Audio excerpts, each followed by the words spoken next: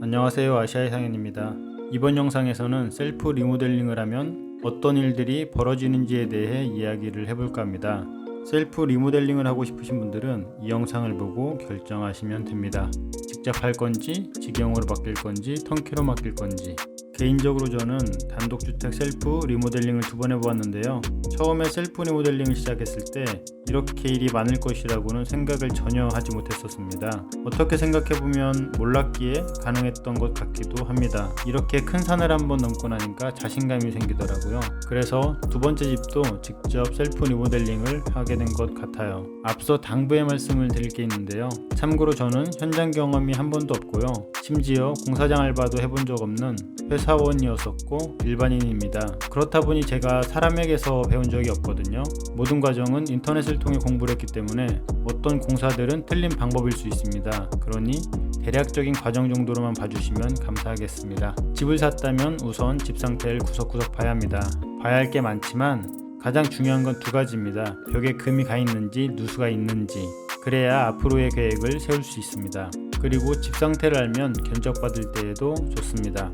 또 하나 확인해 봐야 될 것이 있는데요. 공사 순서입니다. 제가 2번째 집 수리를 했던 기준으로 설명을 한번 드려볼게요. 철거, 보강, 추가 철거, 보강 개념의 골조 공사, 지붕 공사, 바닥 배관 설비, 방통, 창호, 내부 단열, 석고보드 마감, 주방 타일, 욕실 타일, 욕실 도기, 내부 페인트, 다락방 계단, 싱크대, 바닥 마감, 조명 달기. 이렇게 하면 집수리, 리모델링이 끝이 나는데요.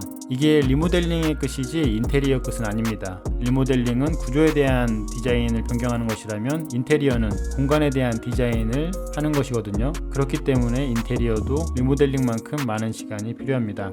대략적인 공사 순서를 이야기했으니 공정별 공사들 간략하게 설명해 드릴게요. 이제부터 마음을 단단히 먹으셔야 합니다. 셀프 리모델링을 결심하셨다면 하시게 될 일들입니다. 가장 먼저 시작하는 것은 철거입니다. 이건 셀프보다 맡기는 것이 저렴합니다. 그리고 철거는 재미가 없거든요. 그래서 저는 철거를 맡겼습니다. 오래된 단독주택이었기 때문에 단독주택 철거 경험이 있는 업체로 선정을 했고요. 12평이었기 때문에 하루면 끝납니다. 만약 이런 철거를 셀프로 하게 된다면 폐기물 처리장에 직접 갖다 버려도 되고 폐기물 봉투에 담아서 버리면 됩니다. 둘 다 쉽진 않습니다. 공사를 시작할 때 처음부터 힘을 뺄 필요는 없겠죠. 그래서 철거는 맡기는 것이 좋습니다. 다음은 구조보강입니다. 철거를 하면서 일부 구간은 임시기둥으로 세워놓았거든요. 다행히 단층집이라 그렇게 위험하지는 않았지만 혹시나 하는 마음에서 임시기둥을 세워놓았습니다. 욕실 위쪽 슬라브 면적이 이렇게 넓지 않았기 때문에 제가 직접 하였는데요.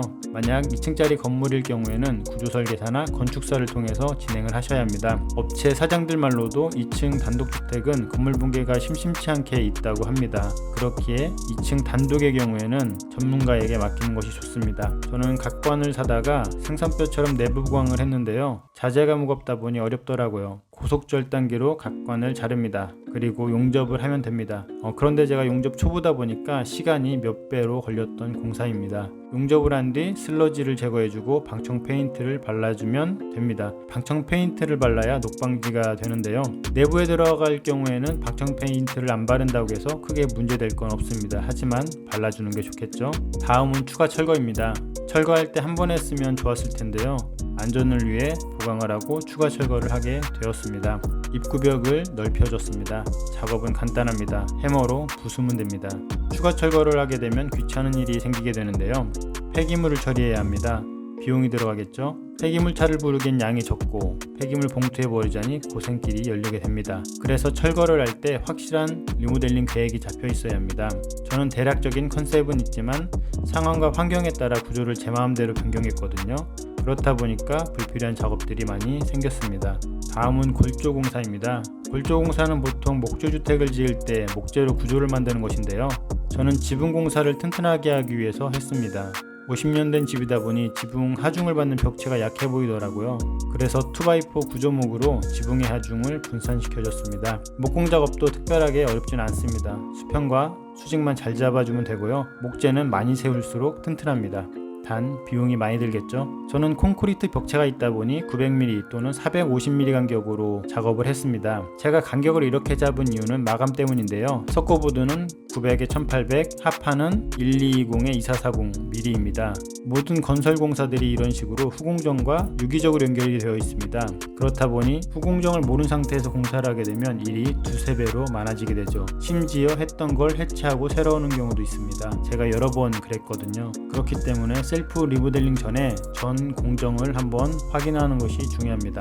고정은 타카, 피스, 연결 철물로 하면 됩니다. 이건 이 정도까지 했으면 말이 셀프 리모델링이지 집을 지은 거나 다름없습니다.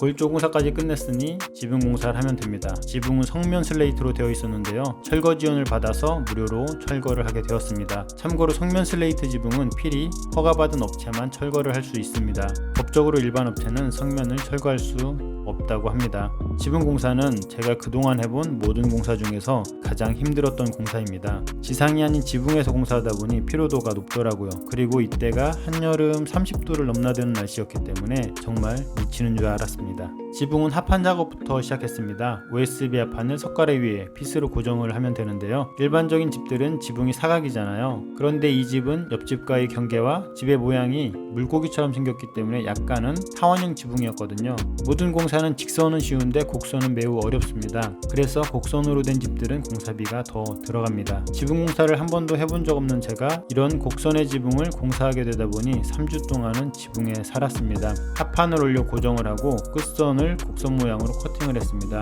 지붕에 올라 나무를 자른다는 것이 쉽지 않더라고요. 그리고 방수 시트를 시공하였습니다. 건축에서 단열만큼이나 중요한 게 방수입니다. 누수가 생기면 잡기가 쉽지 않거든요. 방수 시트는 한쪽이 끈끈이로 되어 있어 한번 붙이면 쉽게 떨어지지 않더라고요. 작업은 쉽습니다. 낮은 곳에서 높은 곳 방향으로 작업을 진행하면 됩니다. 이제 지붕을 올리면 되는데요. 저는 단열 공사를 추가로 했습니다. 이런 단독주택의 경우 천장 단열로 끝내는 경우가 많습니다. 그런데 저는 제 집이다 보니 지붕 위에 단열을 했습니다. 50mm 비드법 2중 3호 단열재를 OSB 하판 위에 고정을 하였는데요. 스티로폴이다 보니 위에 두치각 각재를 올려 고정을 하였습니다. 두치각 각재 3cm, 단열재 5cm, 방수 시트 OSB 하판 1cm, 총 9cm를 관통해서 석가래 피스로 고정을 해야 했기에 쉽지 않은 작업이었습니다. 모든 자재들이 불투명이다 보니 석가래 위치를 찾을 수가 없었거든요. 그래서 작업을 하면서 계속 자재 위에 석가래의 위치를 먹선으로 띄우면서 했습니다. 제가 굳이 석가래까지 찾아 들어가 피스로 고정을 한 이유는 모든 게 처음 하는 작업이다 보니 기능상 문제가 생기지 않도록 노력을 해야만 했습니다. 문제가 생기면 어쩌지? 초보는 늘 두렵거든요. 지붕 자재는 칼라강판으로 결정을 했는데요. 이 집과 잘 어울리는 자재라고 생각을 했습니다. 칼라강판만 올려도 되는데 저는 한 번 더 단열을 했습니다. 하우스에서 흔히 사용하는 보라색 보온재가 있는데요. 두께와 밀도에 따라 가격이 다르더라고요. 나름 좋은 보온재로 지붕 전체를 한 번 덮어주고 칼라강판을 올렸습니다. 칼라강판은 제가 할 말이 좀 많은데요. 갑질 업체를 만나면서 마음고생을 좀 했거든요. 제가 처음 하는 지붕 공사다 보니 용어와 작업 방법을 잘 알지 못했습니다. 그렇다 보니 지붕 자재를 사러 갔을 때 업체 사장이 짜증을 내더라고요. 기분 나쁠 정도의 모욕까지 당했는데요.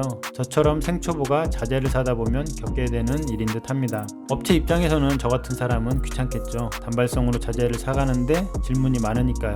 우여곡절 끝에 칼라강판 사서 시공을 하였습니다. 칼라강판 폭은 830mm로 고정이고요. 길이는 최대 4m까지 맞춤 제작이 가능합니다. 지붕을 두 골 정도 겹쳐서 작업을 하면 700mm 정도가 유효폭이 됩니다.